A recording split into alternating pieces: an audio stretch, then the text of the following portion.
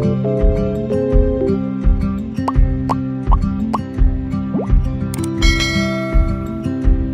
Everyone, स्वागत है आपका मेरे चैनल शर्मिला देसी फ्लेवर्स में। आज मैं लेकर आई हूँ चना दाल की फूली फूली कचौड़ी, जो कि खाने में बहुत ही टेस्टी लगते हैं। तो चलिए रेसिपी शुरू करते हैं। रेसिपी शुरू करने के लिए सबसे पहले हम यहाँ ले लेंगे चना दाल। चना दाल को हमें पानी डालकर इसे हमें अच्छे से पहले धो लेना है। इसी तरह से पानी डालकर इसे हमें पहले धो लेंगे और फिर इसका हम पानी सारा छान कर निकाल देंगे। अब इसी में हम पानी डाल देंगे इसे भूनने के लिए। इसी तरह से हमें इसमें पानी डालकर इसको हमें 4 से 5 घंटे के लिए भिगोकर रख देंगे। देखिए 4 से 5 घंटे हो जाने के बाद यह अच्छे से फूल गया है, एकदम अच्छे से सॉफ्ट हो गया है। अब इसका हम सारा पानी निकाल कर छान कर रख देंगे।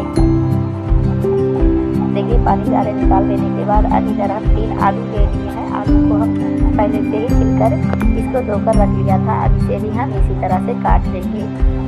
आलू को काट लेने के बाद इसी तरह से सारे आलू को काट कर हम तैयार कर लेंगे। अब इधर हम 2 प्याज ले लिए हैं और 7 से 8 हरी मिर्च ले लिए हैं। प्याज को मैंने पहले से ही धुलकर साफ़ कर लिया था और इसे भी हम इसी तरह से काट कर रख लेंगे। मिर्ची को भी हमें काट लेना है। देखिए इधर 2 आड़ी लहसुन ले लिए, उसे भी मैंने छिलकर रख लिया था।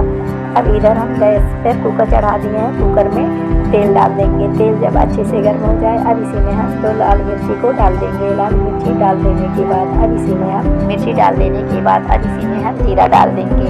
जीरा हमें 2 चम्मच छोटा चम्मच डालना है। अब इसी में जो लहसुन छिलकर रखे हैं उसे भी हम इसी में डाल देंगे। साथ ही अब इसी में हम मिर्ची जो काटे हैं उसे भी हमें इसी में डाल देना है।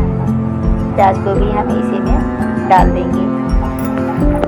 लहसुन मिर्ची प्याज को डाल देने के बाद अब इसी में हम जो आलू काट कर रखे हैं उसे भी हमें इसी में डाल देना है। अब सभी को हमें कुछ देर तक फ्राई करना है। हमें इसे बहुत ज़्यादा नहीं फ्राई करना है, हल्का ही फ्राई करेंगे। इसी तरह से चला कर इसको हमें हल्का ब्राउन होने तक फ्राई कर लेना है। अब इसी में हम 1 चम्मच हल्दी पाउडर डाल देंगे और 1.5 रुपये वाला राजेश सब्जी मसाला डाल देंगे। मसाला डालने के बाद अब जो चना भिगो कर रखे थे उसे भी हम इसी में डाल देंगे।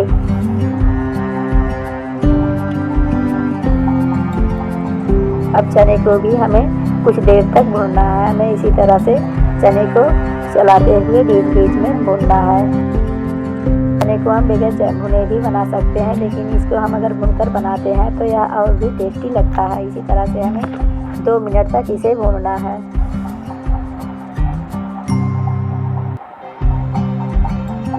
देखिए चने को भून लेने के बाद अब इसी में हमें पानी डाल देना है। पानी हमें बहुत ज़्यादा नहीं डालना है, नहीं तो यह बहुत ही गीला बनेगा। इसलिए हमें पानी को चने दाल के बराबर ही डालना है, चने से ऊपर नहीं होना चाहिए। इसी तरह से हमें अगर पानी डालेंगे तो पेस्ट हमारा बहुत ही परफेक्ट बनेगा। अब इसी में हम 1 चम्मच नमक डाल देंगे। नमक डाल देने के बाद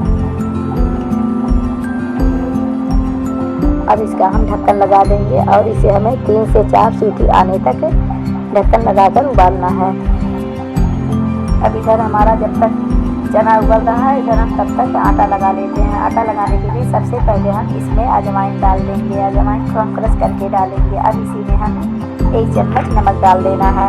नमक और अजवाइन को हम हाथों से इसे अच्छे से मिक्स हो जाए, जिससे कि अजवाइन नमक आटे में अच्छे से मिल जाए।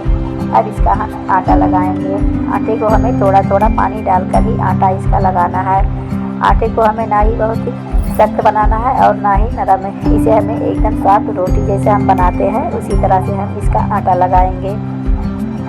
इसी तरह से आटा लगा लेने के बाद अब इसे हम ढककर रख देंगे, जिससे कि यह और भी सॉफ्ट हो जाए। अब इधर हम हमारा चना जो उबालने के लिए रखे थे यह उबल गया है। अब इसे हम इसका सारा गैस निकाल देंगे और ढक्कन को हम खोलकर चेक कर लेते हैं। देखिए यह कितने अच्छे से पक गया है। इसमें थोड़ा जरा सा भी पानी नहीं है, जितना जैसा हमें चाहिए वैसा ही पका है। इसी तरह से अब इसको हम पलटे से मैश करेंगे। आप चाहे तो इसे मैशर से भी मैश कर सकते हैं, लेकिन मैं इसे पलटे से ही मैश कर रही हूँ। यह एकदम अच्छे से पक गया है। इसे हल्का सा दबा कर हम मैश करेंगे। यह बहुत अच्छे से इसका पेस्ट बन के तैयार होगा। देखिए यह एकदम अच्छे से मैश हो गया है। देखिए कितना अच्छे से इसका पेस्ट बन के तैयार हुआ है। इसे मैंने पलटे से भी दबा दबा के मैश कर दिया है और एकदम अच्छे से मिक्स हो गया है। अब इसे एक कटोरी में निकाल लेंगे और अच्छे से ठंडा हो जाएगा जब इसे हम बनाना स्टार्ट करेंगे। अब इसी में थोड़ा सा हम मसाला और डाल देते हैं। इसी में हम भुना हुआ जीरा पाउडर, भुना हुआ लाल मिर्ची पाउडर और धनिया पाउडर थोड़ा थोड़ा हम डाल देंगे, जिससे कि इसका टेस्ट और भी ज़्यादा बढ़ जाए। इसी तरह से मसाले को डालने के बाद अब इसे हम अच्छे से भुने हुए मसाले थोड़ा सा और डाल देने से इसका टेस्ट और भी ज़्यादा बढ़ जाता है और खाने में बहुत ही अच्छा लगता है। अब हम इसको कचौड़ी बनाना स्टार्ट करते हैं। इधर आटा को हम दोबारा फिर से थोड़ा सा मैद लेंगे और फिर सूखा आटा ले लेंगे। अब इसकी हम आटे से थोड़ी आटा ले लेंगे और फिर हम इसकी लोइयाँ काटेंगे। इसी तरह से हम इसकी छोटी छोटी लोइयाँ काट लेंगे। फिर एक लोई लेंगे और इसको हम कटोरी का आकार देंगे। हाथों से हम इसे कटोरी का आकार देंगे। फिर इसको हम इसमें थोड़ा सा स्टफिंग लेंगे और इसमें भरेंगे और फिर अंगूठे से दबा दबा कर इसको हमें इसी तरह से सील कर देना है। सील कर देने के बाद अब इसको हम थोड़ा सा आटा लगाकर इसकी पूरी बेलेंगे। इसी तरह से हम इसकी पूरियाँ बेल कर तैयार कर लेंगे। अब इधर देखिए तेल अच्छे से गर्म हो गया। अब इसी में हम पूरियों डालकर तलेंगे। एक बार में हम 3 पूरी डालेंगे। देखिए एक तरफ सिक जाने के बाद अब इसको हम दूसरी तरफ से पलटकर सेक लेते हैं। इसे हमें ब्राउन कलर होने तक अच्छे से सेक लेना है। हमें बहुत तेज़ आंच पर नहीं इसको तलना है, मीडियम आंच पर तलेंगे तभी हमारी पूरी अच्छी क्रिस्पी बनेगी। इसी तरह से हम सारी पूरियों को तलकर निकाल लेंगे। देखिए सारी पूरियाँ बनके रेडी हो गई हैं। अगर वीडियो अच्छी लगे तो लाइक, कमेंट एंड चैनल को सब्सक्राइब कर लेना तथा बेल आइकन को भी क्लिक कर देना। तो मिलते हैं अगले वीडियो में, तब तक के लिए बाय बाय।